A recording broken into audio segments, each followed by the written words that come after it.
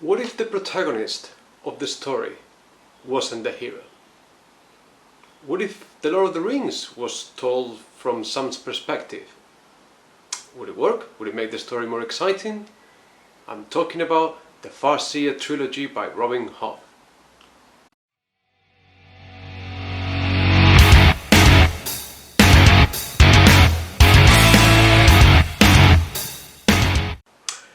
So here I am with my opinion on the Farseer Trilogy by Robin Hobb, who is an American female writer, and the first book in the series is Assassin's Apprentice. Then we've got Royal Assassin, and finally Assassin's Quest. And I don't know if you can see, but the books sort of get thicker as the story progresses. That's not necessarily a good thing. It's not necessarily a bad thing. I quite like the covers, actually. They're sort of fairly simplistic, but it's got this sort of heraldic feel to them, which sort of ties in with the story quite well, as there's a lot of castle political intrigue going on in the series, and these ones are sort of textured, just got a nice feel to them when holding and reading the books. Also, just like every good fantasy series, you've got your map inside. I quite like being able to trace the journeys of the characters as the story moves on, and it does the job. It's okay. I've got my notes here, like I did with Mistborn, so I'll maybe referring to them. And in terms of world creation, so the world and the setting of the story takes place in is in the kingdom of the six duchies. So it's sort of six small kingdoms ruled by one king, and then on the periphery of that there's other kingdoms that are independent, and sometimes they are battling against, sometimes there's times of peace. And it's alright. There's not a lot of fantasy elements. There's not really many fantastical creatures there, but you do get the sense and the feeling that different kingdoms, different countries do have different cultures, and that there is a rich world permeating the story.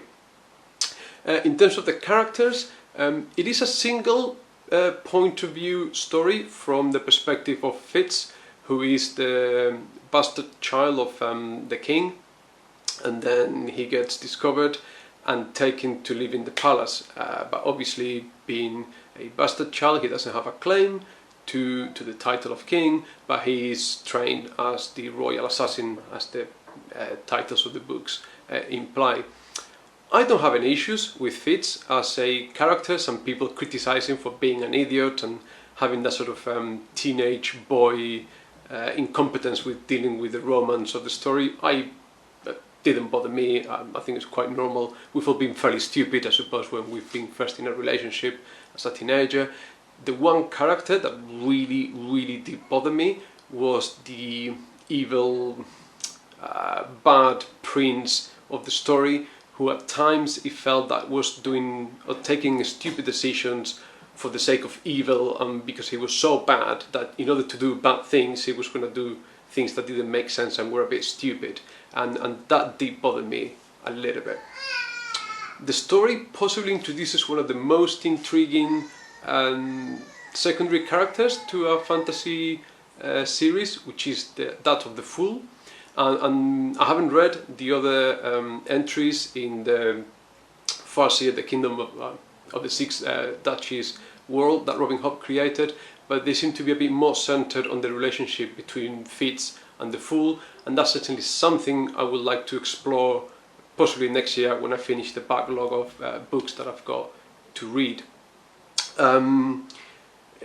There's a bit of magic in the series, but it's a very soft magic system. It's all very spiritual. It's all about projecting your mind and mind control, and sort of being able to see things from afar, hence the Farseer Trilogy title, I suppose.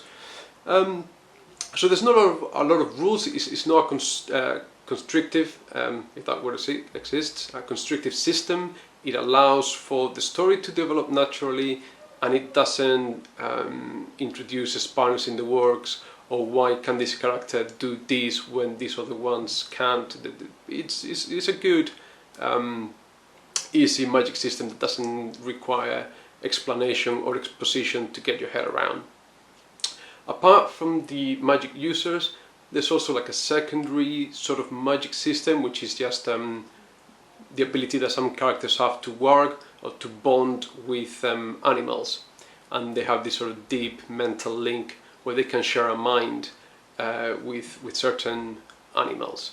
And I won't say much more on that because I actually don't want to spoil the Farseer Trilogy, maybe like I did with Mistborn. The writing style, as I said, for me sometimes it felt a little bit heavy going because of the lack of variety of points of view. It's all from Fitz' perspective, chapter after chapter after chapter, and as the books get longer, I felt that it sort of dragged on for a little bit. I didn't read the books back to back. I actually took breaks between each book to read other stuff. I don't think I would have been able to read the whole series one after the other. The interesting thing, as I said in the intro, is that Fitz is not the hero of this story. The hero of this story that goes on a quest to fulfill the prophecy that was announced in the lore of the books is actually someone else.